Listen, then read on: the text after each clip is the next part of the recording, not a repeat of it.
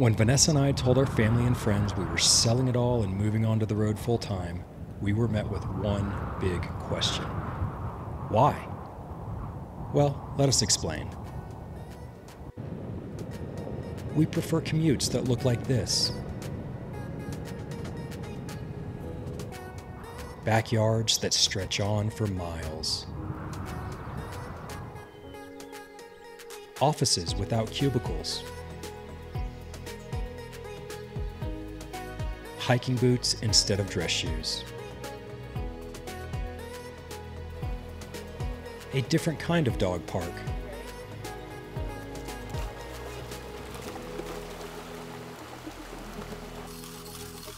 Making coffee on the tailgate. Libraries with hammocks and views. Packing up camp over mowing the lawn.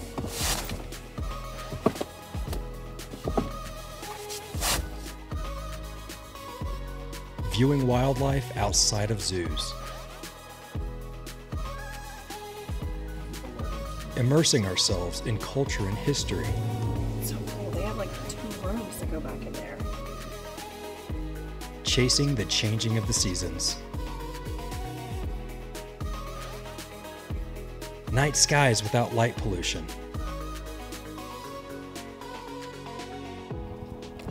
So, as exciting as life on the road sounds, it's not without its challenges. Right now, the camper batteries are at critical, and we're relying on an external power bank to keep power going, but unfortunately, it's not going to last but for a couple more hours. Since we've been on the road, our camper has had numerous issues. We've had to replace the tires, get new batteries, repair the slide motor, fix water leaks, re-insulate the underbelly, and more. Has it been worth it though? You betcha. This week's adventures found us exploring Bandelier National Monument in New Mexico. This is one of the homes of the ancestral Pueblo people, consisting of over 33,000 protected acres. This seemingly large hole in the ground is called a kiva and was used as a communal gathering place. The roof that used to cover it has long since deteriorated, but the stone walls remain. Visitors unfortunately are not permitted access to the kivas and have to view them from the designated trail. This canyon presents a harsh and rugged landscape, but despite these challenges, the Pueblo people thrived in this area, constructing large villages and gardens.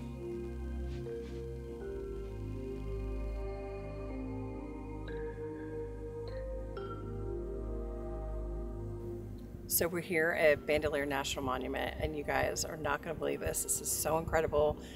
These cave dwellings that they used to live in, there had to be thousands and thousands in this community.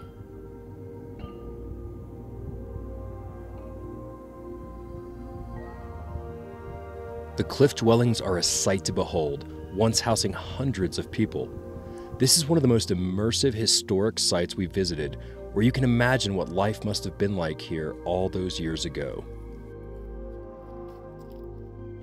After exploring the ancient ruins at ground level, it was time to make our way up the side of the cliff, where we were told we could experience the cliff dwellings up close and personal.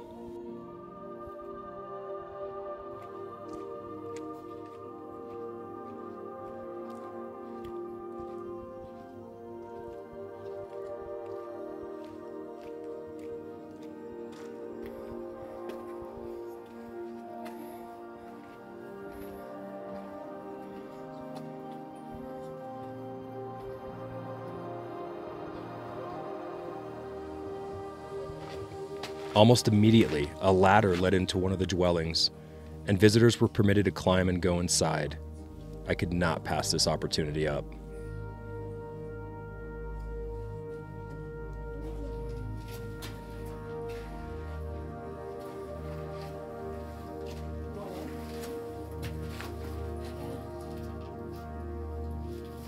Just to give you an idea of how low the ceiling is, I'm at a full crouch right now, and I kind of got to crawl around on my hands and knees in here.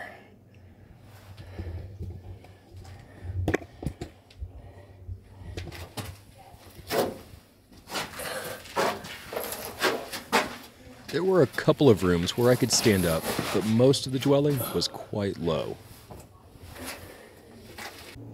Climbing back down, we continued to make our way along the cliff face. It's so cool. They have like 2 rooms that go back in there.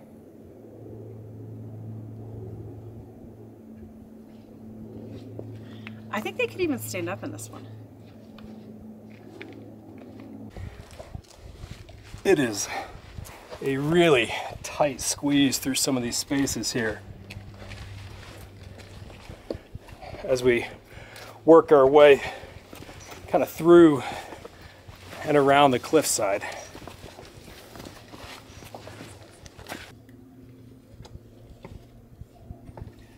Ooh, this is deep. The views from the cliffside were second to none.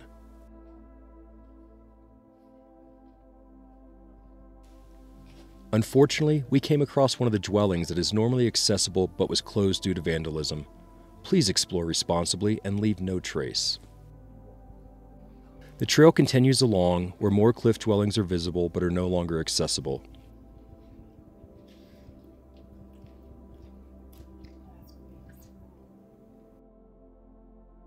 Eventually, we made our way to the Longhouse, a name that is apt and self-explanatory.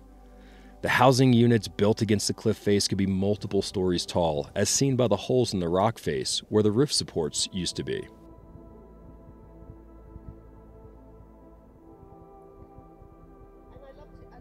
This painted design, also known as a pictograph, was part of a back wall of a second-story dwelling that is now exposed.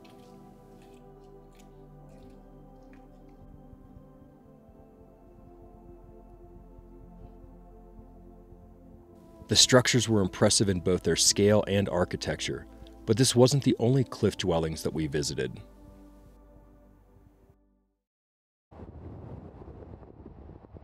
About 250 miles to the northwest lies Mesa Verde National Park in southern Colorado, and our first stop was Park Point, the highest point in the entire park.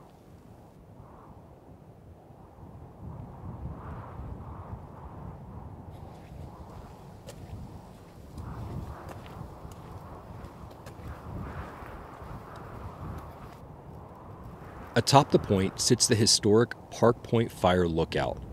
While we were there, the lookout station was being used for storage, but is purportedly still manned by National Park Service rangers during the critical fire season. A short walk from the station offers visitors unobstructed views of the surrounding mountains and valleys. The wind was absolutely howling at this vantage point, and I nearly lost my hat more than once.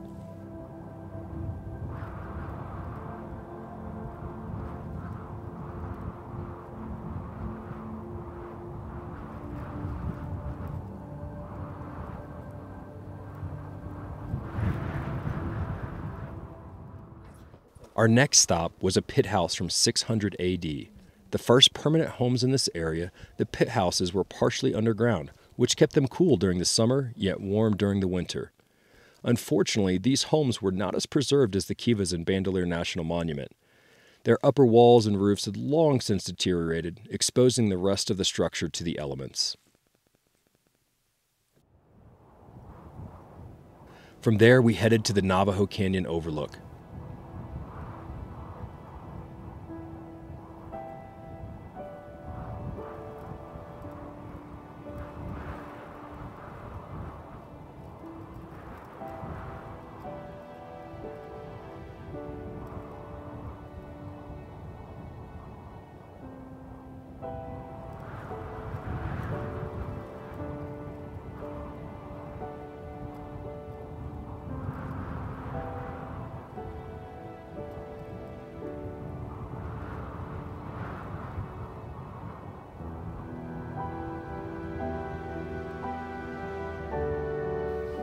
So far, it's been mostly a lot of driving with a lot of overlooks, but the views from these overlooks are absolutely incredible.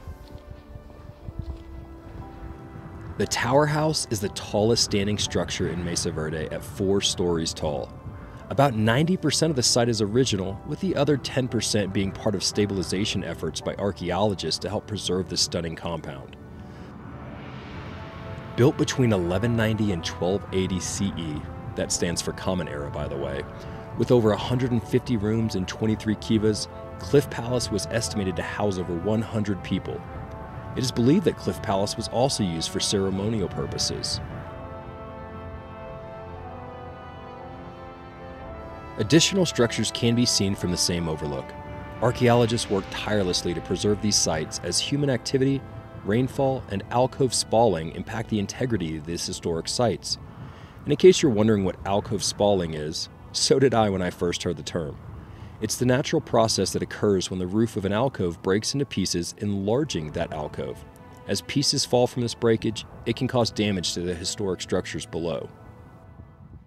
While Cliff Palace was impressive, perhaps my favorite site is the Sun Temple. According to modern Pueblo Indians, the Sun Temple's features classify it as a ceremonial structure.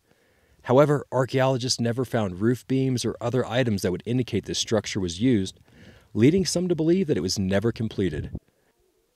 Because it was difficult to see over the walls and drones are not allowed in national parks, I thought this was the perfect opportunity to test out the Insta360 X3 camera. Holding it over my head on the invisible selfie stick, I was able to capture these views inside the walls. What do you think? And yes, that is modern concrete poured atop the walls, and it helps prevent moisture from going down into the rubble in between.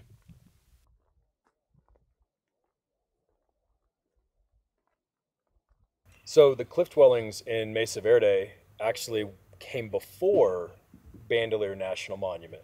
So they eventually migrated from Colorado to New Mexico and settled in that area according to some of the research that I did. So that was kind of neat. We saw them out of order. Yeah, you were like, it came before, and I'm like, no, we didn't see it that way. We did it backwards, but that's the way that history actually But the Indians during that time, they started in Mesa Verde and they migrated south. Correct. Right. So what was your favorite? I've got my favorite, but which was your favorite? Bandelier. Hands down. Hand down, hands down. Why? Like, completely. Because you could actually, I think it's because of the way the cliffs went up on the side, which it does in Mesa Verde as well. But you were down at the bottom. You felt completely enclosed. You were able to look around and see all these cliff dwellings, everything that had happened at ground level, from the gardens to the leftover, rubble from the rooms that were like almost like apartment complexes that they had back then. And it just felt very personal walking through it and feeling like I could feel like what it would feel like to live there. Like it was like, I can imagine life here.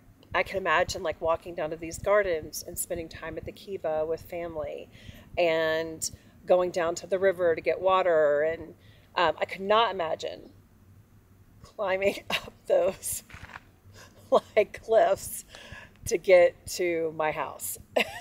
Well, so Mesa Verde has tours. Like you can reserve a tour through recreation.gov and go to the Tower House, go to Cliff Palace, Balcony House, a couple of those. But you have to do it with a tour. Exactly, and that's my point. We are definitely, in our travels, explorations, everything, we're more self-guided.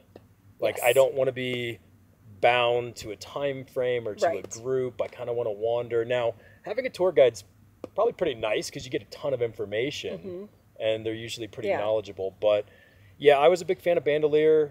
I think that Mesa Verde, maybe if I took some of the tours, I would like it a little bit more.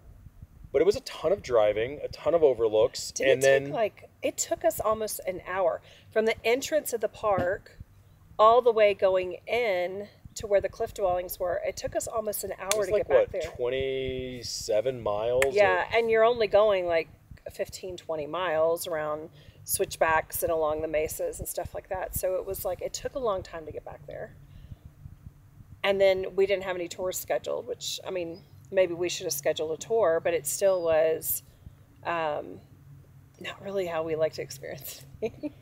No. We don't like to like shuffle in a group, to see things. So, yeah, it was still beautiful. We saw the wild horses. We did on see the way. wild horses. That was amazing. We saw like a stallion, a mare with their foal. That was pretty cool. Yeah. That was probably the highlight. Other than, I mean, I think Cliff Palace was neat. Sun Temple was really cool because you got to get up really close and personal with that one. Yeah, that was neat. And the fact that we had just bought that camera and because walking around it, you couldn't even see in it. Can't like see over they the had walls. little windows and you could look in and you would see like 4 feet of like a room and that was it. You couldn't see like the round spiral thing that was in the middle. You really had to have a drone, which you can't have in the national park. And so having that camera was amazing. Now to we be just got able to to get see a it bigger. afterwards. We got to get a bigger selfie stick now, Right. so it can go higher. Yes. Because I mean, fortunately, that was a good height for that, and I was walking around holding it over my head and everything, and I've still got to learn how to use the camera a little bit more. We used it for that, and we filmed some star lapses, and that's about it. Yeah. But it's got a place in the bag. It does, and we'll use it more and get more acclimated with it and how to like best use it and get the best like views and stuff that we want to get from it. But if you had to pick one, I would recommend that you go see Bandelier National Monument. You can see it in a day. There's some hikes around the area and everything, but you can actually tour and go at your own pace and probably knock it out in about half a day. Yeah. However, and driving in there was real quick, right? You drove past campgrounds, down some road, and then like you're there. My buddy. Drop it. The little museum they had there, I thought was really informative. So before I even stepped out the back of the gift shop in the museum area and started walking through, I already knew what I was going to be looking for and experiencing, which was really nice. But just that half a day that we did spend there, that's all we had. And I could have easily spent a week there doing those longer hikes that go like further down into the canyon to see some of the other like cliff dwellings and stuff that aren't in that immediate, like, what is it, like half a mile to a mile walk? I think it's a half mile to 1 mile, and it's a loop. Right. So you stick on the trail, you come back out. But yeah, but I felt like there I just wanted to see so much more. But just because I was like in my field, like it was like, wow, I can imagine this. And when you're standing there and you're just looking like on either side of you are these cliffs and all these little homes, and you imagine all the people, some of them climbing up and down, some of them in the garden, some of the kids, like there had to be thousands of people. There were thousands of people that lived, and you were just standing and you could just envision what this community was like, this little hub of life. It was amazing. Definitely cool. I'll probably pass on returning to Mesa Verde though. Yeah. Unless we did a tour and unless we were in the area, but I would not go out of my way to go there. Like, we've ticked that off the national park list. Right. And I think that's good enough. Where there's others that like the Rockies and Glacier and some of those that I'm like, I could go back and spend months. Gosh, yes. Months exploring there. Yeah. So. Yeah. All right. You ready to go see what's next? What is next? I have no idea. We'll figure it know. out as we go. But we still need to hitch up the truck, get the dogs loaded. Odin's throwing up stick in the background. God. Can I get you to trim my hair before we leave? Sure. All right. Let's do this.